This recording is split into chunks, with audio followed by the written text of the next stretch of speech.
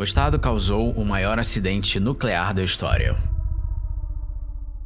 A tragédia da usina de Chernobyl mostra como as mentiras e a patente incompetência do Estado não só levaram ao mais perigoso e desastroso acidente nuclear da história humana, como ainda pioraram absurdamente as consequências dele.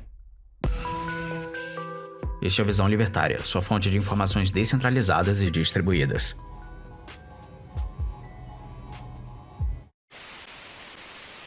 O desastre nuclear de Chernobyl é um tema pesado, sempre envolto em tragédias e mistérios. E, infelizmente, nem sempre o público tem a real dimensão da catástrofe que cerca o assunto.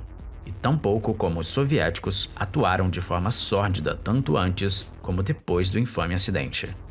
Por isso, nessa série de 4 vídeos iremos contar como a desinformação patrocinada pelo Estado totalitário soviético causou danos humanos incalculáveis, prejuízos econômicos altíssimos a vários países e até mesmo uma preocupação que ainda há de atormentar a humanidade pelos próximos séculos.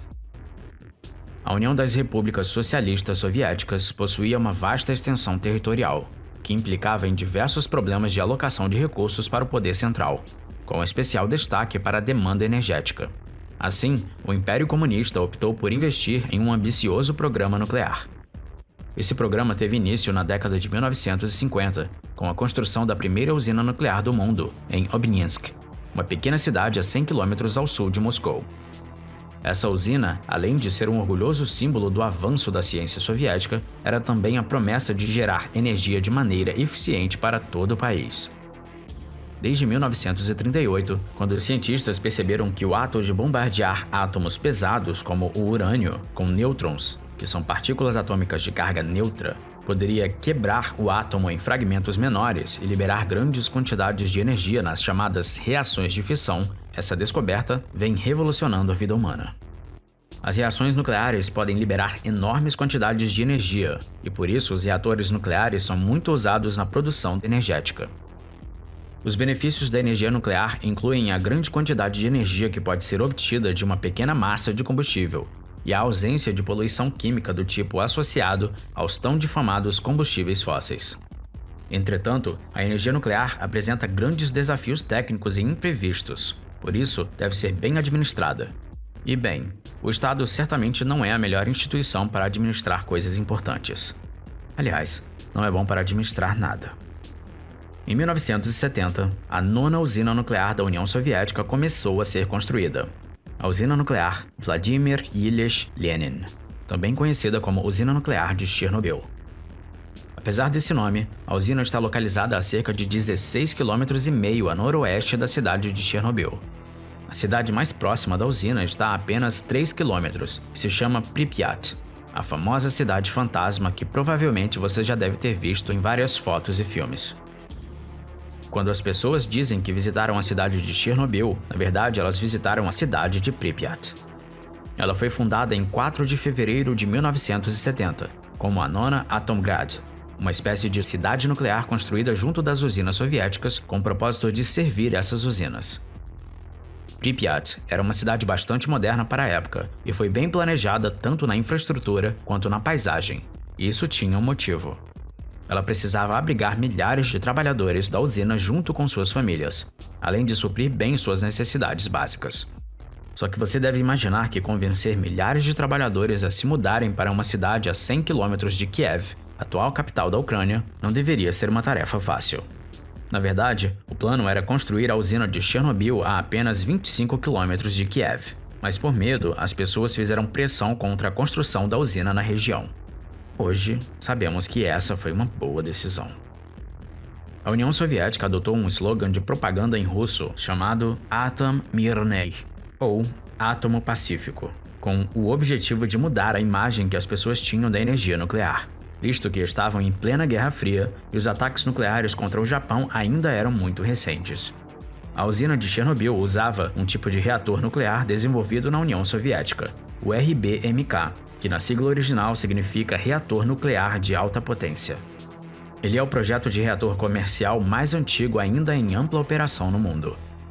Eles eram considerados bons pelo governo na época porque eram relativamente baratos de serem construídos, o que acelerou a expansão do programa nuclear soviético. E também porque eles poderiam servir não só para gerar energia elétrica, mas igualmente para produzir plutônio-239, que é um dos subprodutos da operação desses reatores, e poderia ser utilizado para fazer armamentos nucleares. Mas esses reatores tinham alguns sérios problemas, que os tornavam perigosos. E o pior era que o governo sabia disso. Para explicar brevemente, o funcionamento de uma usina nuclear acontece da seguinte forma. Existe um núcleo do reator que é composto pelo combustível nuclear, que geralmente é o urânio. O urânio, quando sofre fissão, gera energia como subproduto da reação, e é essa a energia que se quer aproveitar nas usinas nucleares. Essa energia é usada para aquecer um reservatório com água, produzindo vapor que é então capaz de mover as pás de uma turbina, que por sua vez aciona um gerador elétrico. Esse gerador transforma a energia mecânica do movimento das pás da turbina em energia elétrica. Em última análise, usinas nucleares são usinas termoelétricas, pois uma usina termoelétrica é basicamente a que permite obter energia elétrica a partir da geração de calor advinda de uma fonte, que pode ser através da queima de combustíveis fósseis ou de outras fontes de calor. No caso das usinas nucleares, essa fonte de calor é a fissão nuclear. É importante falar que a fissão nuclear pode ser espontânea ou induzida. A fissão nuclear espontânea ocorre quando oscilações naturais de núcleos de átomos pesados fazem com que eles se quebrem em dois núcleos de massa semelhante. Podemos pensar que o núcleo se distorce e adquire a forma de um altere, e então quebra-se em dois núcleos menores. Já a fissão nuclear induzida, que é o caso dos reatores nucleares, é causada pelo bombardeamento de núcleos com nêutrons que acabam por quebrar-se em dois núcleos diferentes. Para a maior parte dos núcleos atômicos, a fissão só ocorre se os nêutrons, ao colidirem, estiverem com velocidade muito elevada para conseguir quebrar os núcleos com o impacto.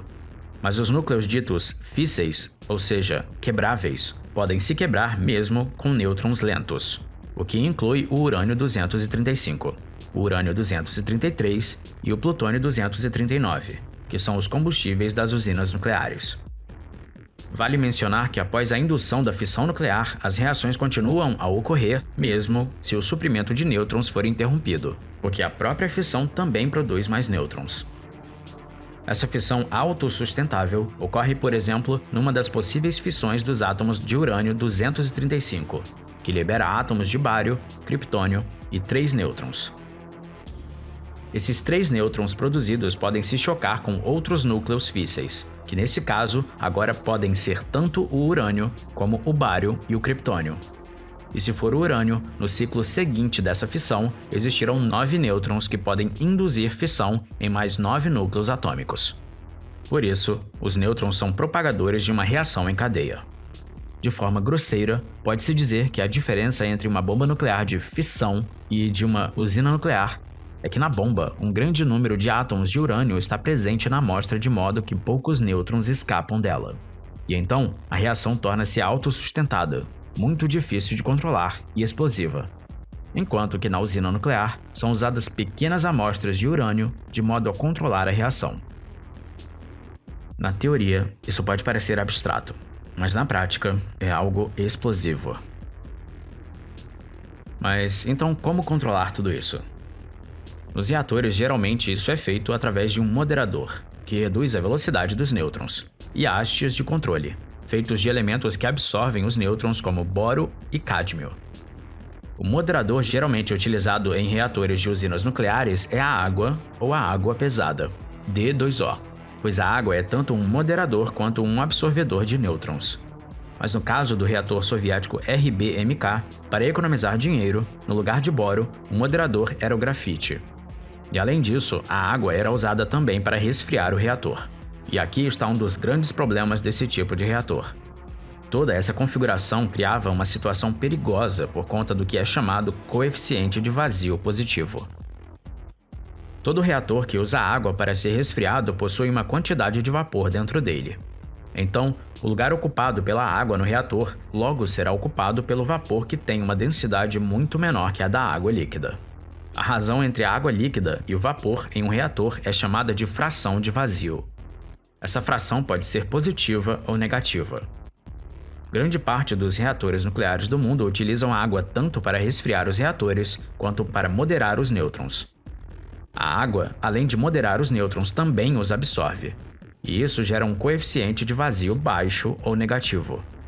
Esse tipo de reator é bastante seguro, e o motivo disso é bem simples.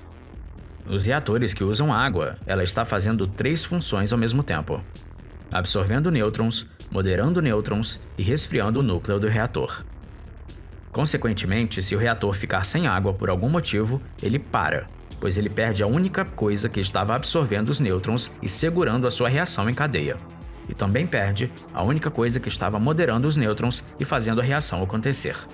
Isso é seguro. Agora, no caso do reator RBMK, por conta da densidade mais baixa, a capacidade de absorver nêutrons da água praticamente desaparece quando ela ferve, o que permite que mais nêutrons provoquem fissão em átomos de urânio, aumentando a potência do reator.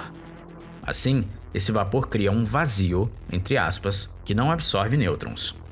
Mas isso não deveria mudar muita coisa no reator RBMK, já que o grafite ainda modera os nêutrons, certo? Bom, era isso o que os cientistas soviéticos pensavam.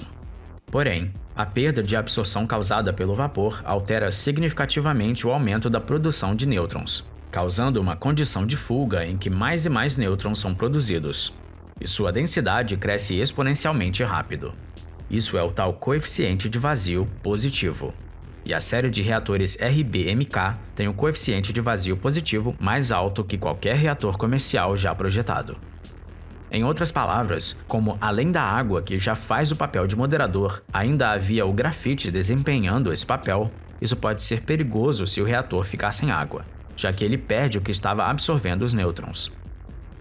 Mas o moderador de grafite ainda está lá, então a reatividade aumenta e perde-se o controle da reação. Com essas e outras falhas de segurança, um acidente em qualquer reator RBMK era só uma questão de tempo, e o governo sabia disso. Na década de 1970, um cientista nuclear soviético escreveu um artigo falando deste exato problema do grafite. Ele escreveu que era imperativo que todas as hastes de controle fossem substituídas imediatamente. Mas, como sabemos, nada foi feito. Em 2021, autoridades ucranianas divulgaram documentos sobre o episódio e declararam que a União Soviética sabia que a usina nuclear de Chernobyl era perigosa e acobertou emergências que ocorreram ali antes mesmo do desastre de 1986. O Serviço de Segurança da Ucrânia disse que os arquivos mostram que houve uma liberação de radiação na usina em 1982, que foi acobertado usando o que o relatório da KGB classificou, à época, como medidas para evitar o pânico e rumores provocantes. E que, além disso, houve outras emergências na usina em 1984. Já em 1983, a liderança de Moscou recebeu informações de que a usina de Chernobyl era uma das usinas nucleares mais perigosas da União Soviética, devido à falta de equipamentos de segurança. Além disso, quando um jornalista francês coletou amostras de água e solo da área de Chernobyl, em 1987, a KGB as trocou por amostras falsas, em uma operação secreta especial. Isso mostra que o governo não só sabia dos problemas do reator RBMK, como tentou esconder ao máximo todos os incidentes ocorridos nas usinas soviéticas. E o mesmo seria feito no caso de Chernobyl. Só que dessa vez, isso seria impossível. E no próximo vídeo, veremos o porquê. Obrigado por sua audiência. Este artigo foi sugerido, escrito e produzido por JJ Liber, revisado por Rodolfo Andrello e narrado por J. Fernandes. Se você gostou deste vídeo, clique no ícone de curtir abaixo e compartilhe o vídeo em sua rede social. Se você deseja ser notificado de outros vídeos, inscreva-se no canal e depois clique no ícone de campainha. Te vejo no próximo vídeo. Até a próxima.